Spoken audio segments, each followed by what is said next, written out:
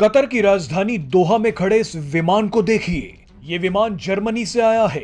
विमान में जर्मनी के राष्ट्रपति फ्रैंक वॉल्टर स्टाइनमायर हैं। दरवाजे पर जो शख्स खड़े हैं वो राष्ट्रपति स्टाइनमायर ही हैं। स्टाइनमायर विमान से उतरने के लिए तैयार खड़े हैं।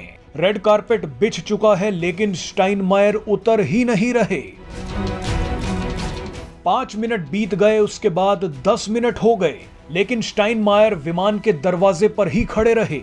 10 से 15 मिनट हुए और 15 से 20 मिनट हो गए। माहौल गर्माने लगा। वैसे भी दोहा में तेज गर्मी पड़ रही है।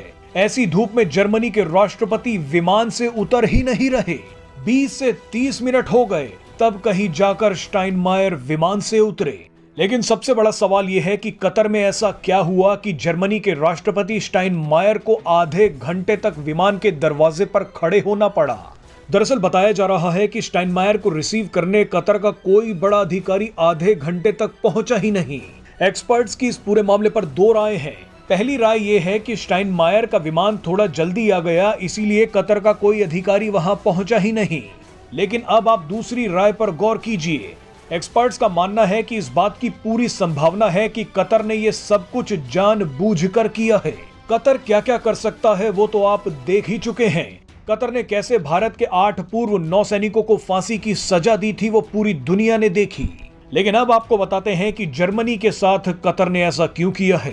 दरअसल आप जानते ही हैं कि हमास के आतंकियों ने इजराइल में घुसकर सैकड़ों लोगों को बंधक बना लिया था। इन बंधकों में कुछ जर्मनी के नागरिक भी थे। हमास के आतंकियों की तरफ से कतर इजराइल से बंधकों को छोड़ने की डील कर रहा है। हमास एक बंधक को छोड़ेगा तो इजराइल को 3 फिलिस्तीनियों को रिहा करना होगा। अब इसी डील के बीच जर्मनी के राष्ट्रपति स्टाइनमायर कतर से बात करने पहुंचे कि जर्मनी के बंधकों को जल्द से जल्द छुड़वाया जाए। लेकिन कतर पहुंचने से पहले स्टाइनमायर इजराइल भी गए थे। बताया जा रहा है कि इसी बात से कतर नाराज हो गया। स्टाइनमायर को आधे घंटे इंतजार करवाने के बाद कतर ने कहा है कि वो पूरी कोशिश करेगा कि हमास के आतंकी जर्मनी के नागरिकों को छोड़ दें। लेकिन एक बात यहाँ साफ हो गई है कि कतर आजकल काफी हवा में उड़ रहा है। कतर ने भारत को भी अकड़ दिखाई थी।